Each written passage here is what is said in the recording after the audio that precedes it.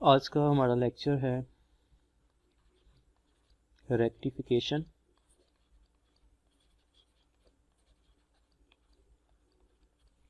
सबसे पहले हम रेक्टिफिकेशन की बेसिक डेफिनेशन जो है उससे स्टार्ट करेंगे और उसके बाद देखते हैं कि रेक्टिफिकेशन जो है वो हम कितनी टाइप की कर सकते हैं और इसके लिए हम कौन से डिवाइस इस्तेमाल करते हैं। लास्ट लेक्चर में हमने डिस्कस किया था कि जो हमारे पास पीएन जंक्शन होता है, इस पीएन जंक्शन को हम सेमीकंडक्टर डायोड भी कहते हैं, यानी कि ये इसकी एक प्रैक्टिकल जो है वो आपके पास डिवाइस है। ये जो डायोड है, इस डायोड को हम डिफरेंट कामों के लिए इस्तेमाल कर सकते हैं और ये जो डायोड है इसका बेसिक जो काम है जिसको आज हम स्टडी भी करेंगे वो है रेक्टिफिकेशन करना। अब रेक्टिफिकेशन जो है ये क्या होता है? रेक्टिफिकेशन एक ऐसा प्रोसेस है जिसके ज़रिए हम अल्टरनेटिंग करंट को डायरेक्ट करंट के अंदर कन्वर्ट कर सकते हैं। ठीक है, तो सिंपल सी जो है वो इसकी डेफिनेशन ये है कि अगर आपके पास अल्टरनेटिंग करंट आ रहा है, जैसे कि हमारे घरों में भी आमतौर पे अल्टरनेटिंग करंट ही आ रहा होता है, और आपने अगर उस अल्टरनेटिंग करंट को डिफरेंट ऐसी डिवाइसेस के लिए इस्तेमाल करना है जो कि डायरेक्ट करंट पे चलती हैं, जैसे आपके पास डीसी मोटर है, उसको चलाने के लिए आपको डायरेक्ट करंट चाहिए, आपकी जो बैटरीज़ हैं उनको चार्ज करने के लिए डायरेक्ट करंट चाहिए, तो ऐसी एप्लीकेशंस के लिए हमें उस अल्टरनेटिंग करंट को डायरेक्ट करंट में कन्वर्ट करना पड़ता है पहले। तो वो जो अल्टरनेटिंग करंट की डायरेक्ट करंट के अंदर कन्वर्जन है, उस प्रोसेस को जो है वो हम कहते हैं रेक्टिफिकेशन। और याद रखें यहाँ पे ये बात कि रेक्टिफिकेशन जो है वो हम सेमीकंडक्टर डायोड की मदद से परफॉर्म करते हैं। तो हमारे पास बेसिकली जो है वो रेक्टिफिकेशन दो तरह की होती है। पहली टाइप जो है इसको हम कहते हैं फुल वेव रेक्टिफिकेशन, और जो दूसरी टाइप है उसको हम कहते हैं हाफ वेव रेक्टिफिकेशन। हम जो है वो यहाँ पे हाफ वेव से स्टार्ट करेंगे। सबसे पहले हम हाफ वेव को पढ़ते हैं और उसके बाद हम देखते हैं कि फुल वेव रेक्टिफिकेशन कैसे की जाती है। हाफ वेव रेक्टिफिकेशन जो है इसको इसलिए परफॉर्म किया जाता है ताकि आपको डायोड का काम करने का तरीक़ेकार जो है वो समझ में आ जाए, यानी कि उसकी वर्किंग जो है वो समझ में आ जाए। तो सबसे पहले जो है वो स्टार्ट करते हैं अपनी फर्स्ट टाइप ऑफ रेक्टिफिकेशन से, जिसको हम कहते हैं हाफ वेव रेक्टिफिकेशन।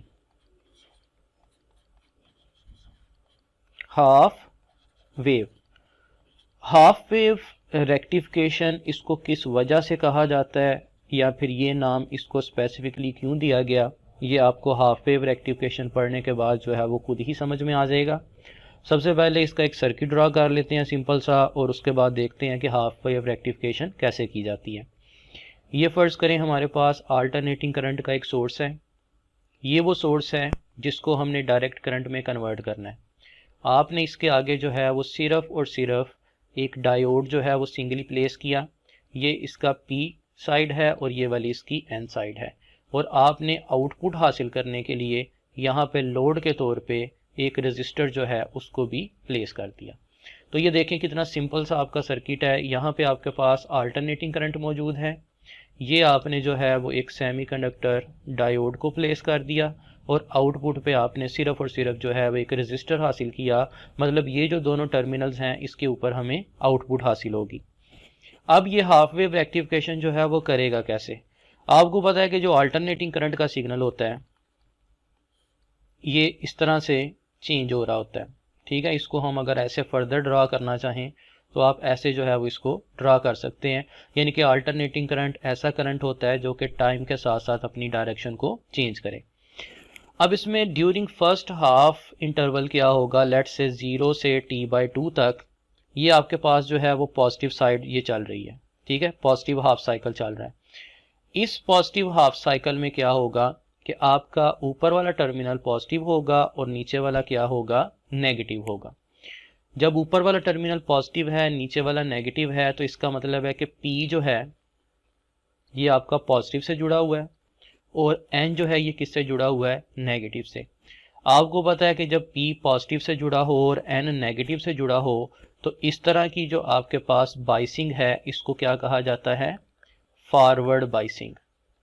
और फॉरवर्ड बाइसिंग के दौरान करंट जो है वो गुजरता है। तो मैं यहाँ पे जो है वो इसकी आउटपुट को ड्रा करने लगा हूँ। मुझे जो है वो आउटपुट के ऊपर ये वाला जो साइड है यानी कि पॉजिटिव साइड है ये आउटपुट के ऊपर मिलेगी, यानी कि करंट जो है वो फ्लो करेगा।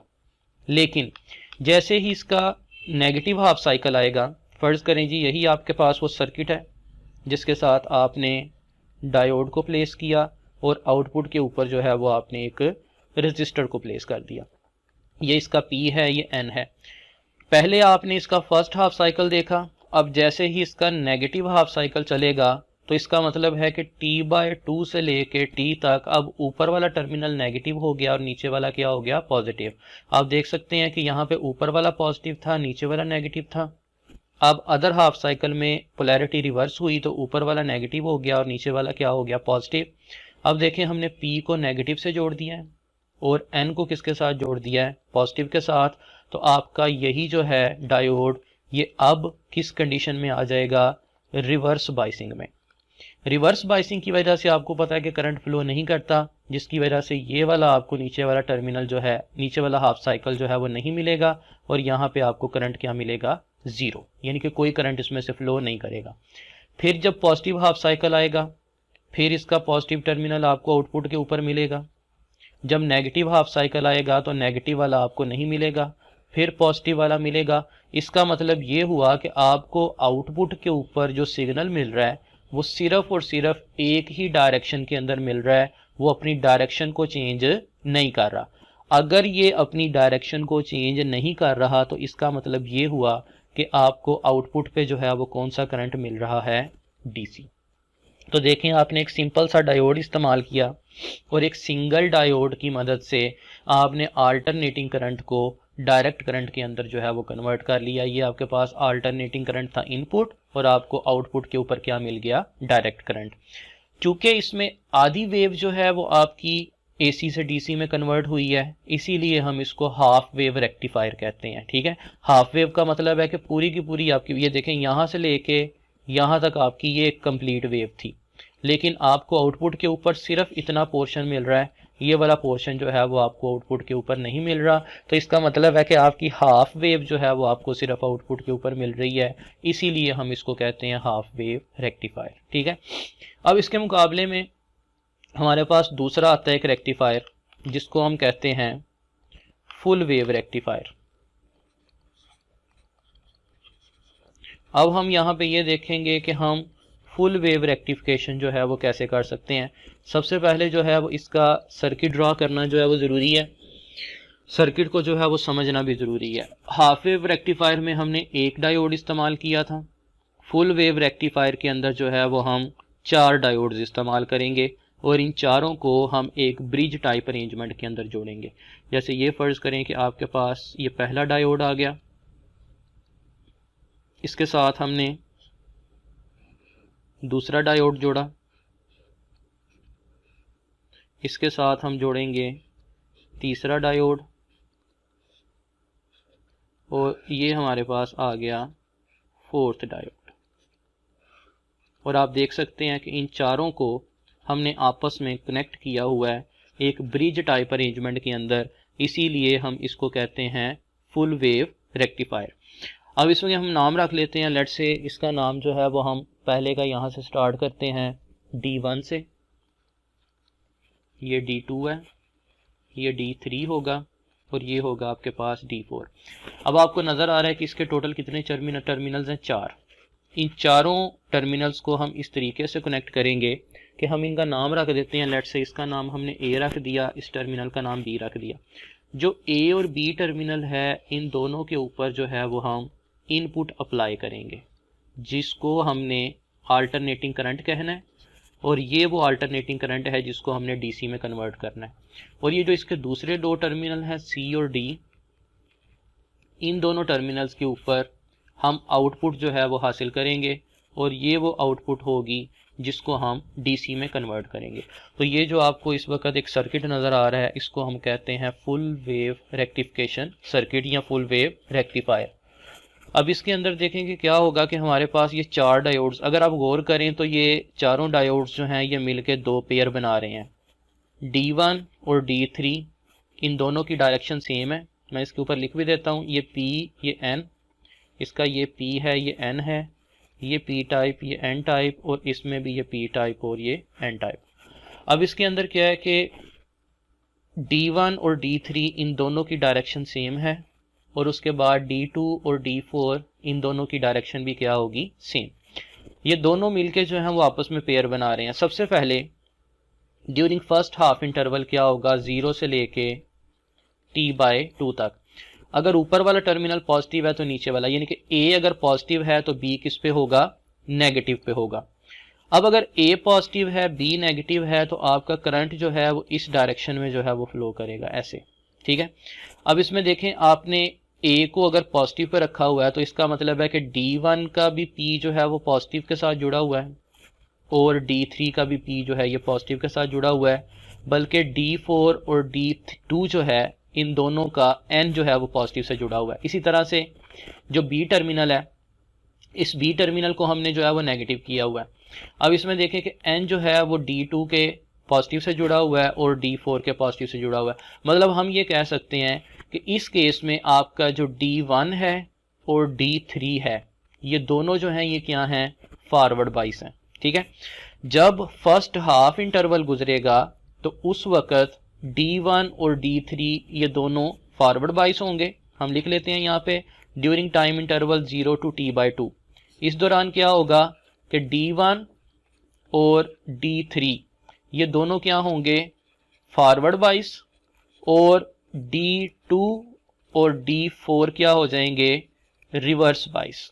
इसके नतीजे में क्या होगा कि ये दोनों जो हैं ये इलेक्ट्रिसिटी को कंडक्ट करवाएंगे, और इलेक्ट्रिसिटी की कंडक्शन की वजह से क्या होगा कि करंट जो है वो इस डायरेक्शन में फ्लो करेगा। ये आपके पास जो है वो करंट की डायरेक्शन होगी, ठीक हो गया। हम यहाँ पे जो है वो इसकी आउटपुट को ड्रा भी करते जाते हैं। ये आपके पास जो है वो फर्ज करें कि अल्टरनेटिंग करंट आया, और हमने इसको जो है वो पहले हाफ इंटरवल में जो है वो हमने इसको AC से DC में कन्वर्ट कर लिया। अब देखें कि जैसे ही इसकी यहाँ से पोलैरिटी रिवर्स होगी, मैं यहीं पे जो है वो इसको ड्रा कर लेता हूँ, इसको रेज कर लेते हैं, और रेज करने के बाद हम इसको यहाँ पे जो है वो इसी जगह पे ड्रा कर सकते हैं। अब देखें कि जैसे ही सेकंड हाफ इंटरवल गुजरेगा तो सेकंड हाफ इंटरवल के दौरान जो है वो क्या होगा आपका, अब यहाँ पे पोलैरिटी जो है वो आपकी क्या हो गई, रिवर्स हो गई, ठीक है। अब यहाँ पे क्या होगा कि आपका ड्यूरिंग टाइम इंटरवल T/2 से T, यहाँ पे जो है वो आप देख सकते हैं कि अब ऊपर वाला टर्मिनल जो है वो नेगेटिव हो जाएगा और नीचे वाला क्या हो जाएगा, पॉजिटिव। अब A नेगेटिव पे आ गया, B पॉजिटिव पे आ गया। पहले A पॉजिटिव पे था, B नेगेटिव पे था, अब A नेगेटिव पे आ गया, B पॉजिटिव पे आ गया। अब क्या होगा कि अब A के साथ जो D1 है, अब ये देखें D1 का जो P है, P साइड है वो नेगेटिव के साथ जुड़ी हुई है। मतलब ड्यूरिंग टाइम इंटरवल T/2 से T जो D1 और D3 हैं, जो पहले फॉरवर्ड बाइस थे, अब वो क्या हो जाएंगे, रिवर्स बाइस। और देखें कि अब जो है वो ये देखें A जो है आपके पास D4 जो है इसका नेगेटिव जो है वो इसके साथ जुड़ा हुआ है, और जो पॉजिटिव है वो आपका इसके साथ जुड़ा हुआ है। इसका मतलब है कि D2 और D4 अब इस केस में क्या हो गए हैं, फॉरवर्ड बाइस हो गए हैं। फॉरवर्ड बाइस होने की वजह से क्या होगा कि अब आपका जो करंट है वो इस डायरेक्शन में से गुजरेगा। ये दोनों जो हैं ये फॉरवर्ड बाइस हो जाएंगे और ये दोनों रिवर्स बाइस हो जाएंगे। जब D2 और D4 जो है ये फॉरवर्ड बाइस होंगे तो करंट की डायरेक्शन जो है वो आपकी अभी भी स्टिल क्या है, यही है। ये देखें यहाँ से जब करंट फ्लो करेगा ऐसे फ्लो करेगा और फिर यहाँ से ऐसे फ्लो करेगा। मतलब इसका जो नेगेटिव वाला टर्मिनल है वो आपकी डायरेक्शन को चेंज नहीं करेगा, बल्कि वो भी कहाँ पे मिलेगा, आपको पॉजिटिव साइड पे ही मिलेगा। इसका मतलब है कि फॉरवर्ड बाइसिंग के दौरान क्या होगा कि जब D1 और D3 फॉरवर्ड होंगे फर्स्ट हाफ इंटरवल में, फिर भी आपको एक साइड पे करंट मिलेगा। सेकंड हाफ इंटरवल में जब D2 और D4 फॉरवर्ड होंगे तब भी आपको उसी डायरेक्शन में करंट मिलेगा। मतलब दोनों पेयर्स में से जो मर्जी फॉरवर्ड बाइस हो जाए, आपको करंट जो है वो एक ही डायरेक्शन में मिलना है। इसका मतलब है कि आपने पूरी की पूरी वेव को जो है वो कन्वर्ट कर लिया अल्टरनेटिंग करंट से डायरेक्ट करंट के अंदर। मतलब इस केस में आपको आधी वेव नहीं मिलेगी बल्कि पूरी की पूरी वेव मिलेगी, ठीक है। इसीलिए हम इसको जो है वो कहते हैं कि ये एक फुल वेव रेक्टिफायर है। अब ये जो फुल वेव रेक्टिफायर है इसकी ये जो आउटपुट आ रही है, इस आउटपुट में एक प्रॉब्लम है छोटी सी। वो क्या है कि करंट जीरो से इंक्रीज हो रहा है, फिर जीरो हो रहा है, फिर इंक्रीज हो रहा है, फिर जीरो हो रहा है। इसका मतलब है कि हर दफा जब करंट इंक्रीज होगा तो करंट मिलेगा, जब जीरो होगा तो करंट मिलना फिर बंद हो जाएगा, फिर इंक्रीज होगा करंट मिलेगा, फिर जीरो हो जाएगा, करंट मिलना बंद हो जाएगा। हमें स्मूथ डीसी नहीं मिलेगी। अगर हम इसी को ही स्मूथ डीसी में कन्वर्ट करना चाह रहे हैं तो हम यहाँ पे कुछ फिल्टर सर्किट जो है वो इस्तेमाल करते हैं।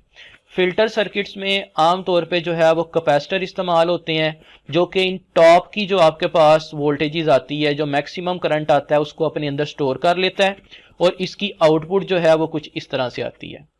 ये एक बिल्कुल स्मूथ होता है, इसमें फ्लक्चुएशन जीरो से इंक्रीज नहीं हो रहा, फिर जीरो नहीं हो रहा, बल्कि आपको एक जैसा करंट, एक स्टेडी करंट जो है वो मिल रहा है। इसको हम कहते हैं कि ये आपके पास एक स्मूथ डीसी करंट है। तो अगर आप इसको हम कहते हैं पल्सेटिंग, क्योंकि इसके अंदर पल्सेस बन रही हैं, तो ये पल्सेटिंग डीसी है और ये आपके पास स्मूथ डीसी है। तो अगर आपके पास, फर्ज करें मैं यहाँ पे इसकी एक क्लियर डायग्राम बना लेता हूं, ये आपके पास अगर पल्सेटिंग डीसी है तो इस पल्सेटिंग डीसी को आप फिल्टर सर्किट्स में से गुजारने के बाद क्या कर सकते हैं, स्मूथ डीसी के अंदर जो है वो कन्वर्ट कर सकते हैं। तो ये आपके पास जो है वो स्मूथ डीसी आ जाएगा। तो इसका मतलब है कि हम फिल्टर सर्किट को यूज करके इस प्रॉब्लम को भी सॉल्व कर सकते हैं। तो ये थी जी आपके पास दोनों तरह की रेक्टिफिकेशन, हाफ वेव रेक्टिफिकेशन और फुल वेव रेक्टिफिकेशन।